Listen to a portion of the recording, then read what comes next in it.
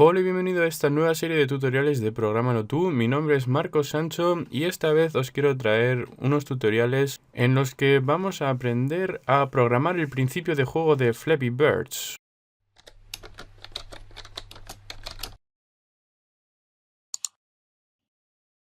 Supongo que habréis oído hablar de este juego, ya que últimamente ha creado bastante polémica. Y como veis, yo ya lo tengo aquí hecho. Lo hice por el simple hecho de que me parecía bastante interesante ver a ver cuánto tiempo necesitaba para programarlo, ya que, como acabo de decir, es un juego súper sencillo y la programación también es muy básica. Lo cual me lleva a pensar una cosa que me han dicho mis profesores varias veces, y es que a veces menos es más. Supongo que ese dicho lo habréis oído. Y otra cosa es que muchas veces los desarrolladores de juegos nos matamos la cabeza a crear juegos impresionantes con un montón de efectos. Estamos horas, días o semanas pensando en el principio de juego y al final son este tipo de juegos los más sencillos, los que arrasan y los que enganchan. Bueno, para el que no lo conozca, el principio de juego es muy fácil. Yo en este caso he utilizado la tecla de Enter para empezar el juego o para reiniciar el juego y la tecla de espacio para jugar. Os voy a mostrar rápidamente cómo funciona, es bastante simple. Bien, ahora que estoy grabando se ve un poco mal, pero se supone que el jugador emula un píxel y el fondo también son píxeles. Y tenemos también esas torres amarillas que vienen desde la derecha, que son nuestros enemigos. Si chocamos contra ellas se acaba el juego prácticamente, y si llegamos abajo, como ahora mismo, si llegamos a tocar el suelo, también se acaba el juego. Aparte de eso, el sistema de puntuación también es sencillísimo. Cada vez que dejamos detrás de nosotros un par de torres, se nos suma un punto. Contra más puntos tengamos, mejor somos. Así de sencillo. Bien, pues vamos a ello. Como he dicho, os voy a mostrar a programar el principio de juego y después vosotros podéis meter los gráficos que vosotros queráis. Yo, por temas de sencillez y demás, he cogido unos cuadrados que emulan píxeles, pero vosotros podéis hacer lo que queráis. Lo primero que tenemos que hacer claramente es crearnos nuestro archivo HTML con nuestro doctype de HTML5. Y si lo escribimos bien, todo funcionará mejor. Ahí lo tenemos. El doctype HTML que nos dará un archivo HTML5. Las etiquetas de HTML. Y como siempre, hacer nuestro head, nuestro body y aparte de eso, importarnos nuestra galería de jQuery.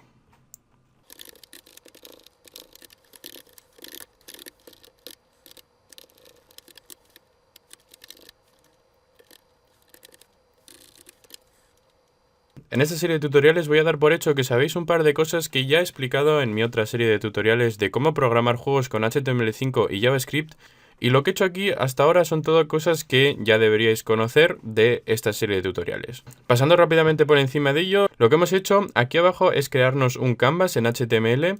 Dentro de este canvas tenemos un texto que solo se mostrará si nuestro navegador no puede dibujar este canvas, quiere decir si nuestro navegador es demasiado viejo. Aquí arriba nos importamos una librería llamada jQuery que nos va a ayudar con algunas funciones de JavaScript y nos va a ahorrar un poquito de trabajo. Después nos hacemos otro script del tipo text JavaScript. Y dentro de esta etiqueta ya muchas personas me han dicho que dentro de HTML5 no hace falta poner el tipo. Lo sé, pero yo lo hago de todos modos porque yo quiero saber qué tipo de script está ahí dentro simplemente viendo la etiqueta. No hace falta que mire todo el código o que mire a ver la estructura, sino que yo miro mi etiqueta y sé que ahí dentro tengo JavaScript. También lo podría hacer con un comentario, pero para mí así es más simple y así estoy acostumbrado. Vosotros lo podéis hacer como vosotros veáis. Aparte de eso, nos creamos nuestro contexto, el contexto en 2D. Y con este contexto le podemos dar un width y un height a nuestro canvas, que en este caso son 360 por 640. Y este width y este height que acabamos de crear aquí los guardamos en una variable llamada cWidth y cHeight. Como siempre, el nombre de las variables cada uno lo puede llamar como quiera. Aparte de eso, nos creamos una variable llamada GameLoop, que de momento no va a servir de mucho, pero luego más tarde vamos a tener un GameOverLoop y un GameLoop. Por eso nos tenemos que crear estas dos variables. En nuestra función init, que es nuestra función que inicia nuestro juego, nos creamos el intervalo que vamos a utilizar para que se actualice nuestro juego, y en mi caso cada 30 milésimas de segundo. A 30 milésimas de segundo voy a hacer la llamada de mi función main y en mi función main hasta ahora solo hay un background, solo hay un fondo. Y este fondo es blanco con una raya negra. Si guardamos esto y venimos a nuestro navegador, como vemos, tenemos esto. Voy a cerrar el otro Flappy Pixel, ahí lo tenemos.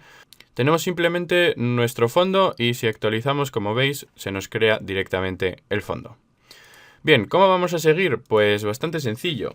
Solo necesitamos tres cosas. Necesitamos el fondo, necesitamos nuestro jugador y necesitamos lo que en el Flappy Bird original eran tuberías y en mi Flappy Pixel pues son más como unas torres. Pero la representación de estos enemigos, vamos a decir, da igual. Vosotros podéis hacer de ello lo que vosotros queráis. Por lo tanto, lo que voy a hacer yo es, encima de la init, me voy a crear una variable que la voy a llamar player. Después de esto me voy a crear otra variable que yo le he llamado tubes, de tuberías, pero bueno, el caso es que vosotros lo podéis llamar enemigos o como vosotros veáis. Y estas son las dos cosas que nos vamos a hacer de momento. Y dentro de nuestra función init, antes de crearme el intervalo de main, voy a darles valores a estas variables que acabo de crear. Así que en mi caso, player va a ser igual a un objeto JSON que va a tener 4 atributos. Va a tener el atributo posición X, que en mi caso va a ser igual al cWidth. Como acabo de decir, nos hemos guardado el width, o sea, el ancho de nuestro canvas, entre 100 para tener esto en porcentaje y por 10. Esta es una posición que estoy definiendo yo, que es la posición que habéis visto al principio de este tutorial. Vosotros podéis probar con diferentes posiciones si queréis que el jugador esté un poquito más adelante o esté un poquito más atrás. En mi caso está más hacia la parte izquierda de nuestro canvas porque quiero tener un poquito de tiempo para poder reaccionar a los tubos. Si queréis hacer el juego un poco más difícil, podéis llevar al jugador un poquito más hacia el centro. De esta forma el jugador tiene menos tiempo a reaccionar a los nuevos tubos y por lo tanto el juego será un poquito más difícil. Y la posición en Y de nuestro jugador es prácticamente el medio. Para ello utilizamos el chHeight, lo dividimos entre 2 y a esto le restamos 10, que 10 es la mitad del alto de nuestro jugador, lo cual vamos a poner ahora. El width de nuestro jugador es 20, como podéis ver, y el height también es 20. Por lo tanto, de esta forma, en la posición Y estamos posicionando el jugador en la mitad de nuestro canvas y al restarle 10 estamos posicionando el centro de nuestro jugador en la mitad de nuestro canvas. Muy bien, con esto tenemos ya prácticamente creados nuestros jugadores y aparte vamos a crearnos los tubos o las torres, como lo queráis llamar, que en mi caso van a ser un new array. Como voy a tener varias torres, lo que necesito es un array y en total voy a necesitar 6. Dependiendo de cómo sea vuestro juego, puede que lleguéis a necesitar más o menos. En mi caso yo he programado el juego de tal manera que pocas torres se muestran a la vez. La mayoría de las veces se muestran 4 torres a la vez. Pero tengo 2 torres de por si acaso para que no se acabe el juego a la mitad y nos dé un error. Y está claro que nuestros tubos también tienen que ser objetos JSON porque necesitamos propiedades y para ello nos vamos a crear un bucle for, cosa que también hemos aprendido ya en los tutoriales de cómo programar juegos con HTML5 y JavaScript. Y este bucle for va a tener una variable i, una variable contadora que va a ser igual a 0 al principio y mientras i sea más pequeña que tubes.length vamos a hacer i más más. Ahí lo tenemos. Y dentro de nuestro bucle, tubes en la posición i va a ser igual a nuestro objeto JSON. Aquí lo tenemos. Los tubos van a tener un par de atributos más. El primer atributo que vamos a hacer es draw, que va a ser una variable booleana que al principio va a estar en false porque al principio no queremos que se dibuje ningún tubo. Aparte de eso, vamos a mirar constantemente si nuestros tubos están dentro de la pantalla o no. Por eso nos vamos a crear una variable llamada onScreen, que al principio también va a ser igual a false y que solo vamos a poner igual a true mientras los tubos estén dentro de la pantalla. Aparte de eso, yo he necesitado una variable contadora que al principio no la había creado, pero al final he acabado usándola, por eso la vamos a crear ahora desde el principio. Y a partir de ahora los atributos que ya conocemos, la posición en X, la posición en Y, el width y el height. La posición en X es importante porque queremos que todos los tubos empiecen en cWidth. La posición en Y, para empezar, da exactamente lo mismo, por eso vamos a poner 0.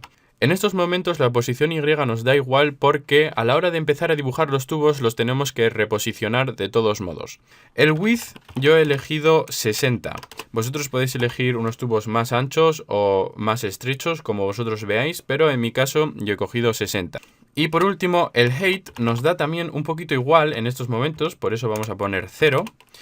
Ya que cada vez que dibujamos los tubos, al igual que la posición Y, tenemos que reescribir este valor. Bien, pues con esto ya tenemos nuestro jugador y tenemos nuestros tubos. En el siguiente tutorial vamos a ver cómo dibujar nuestro jugador y aparte de eso vamos a ver los movimientos que tiene que hacer nuestro jugador.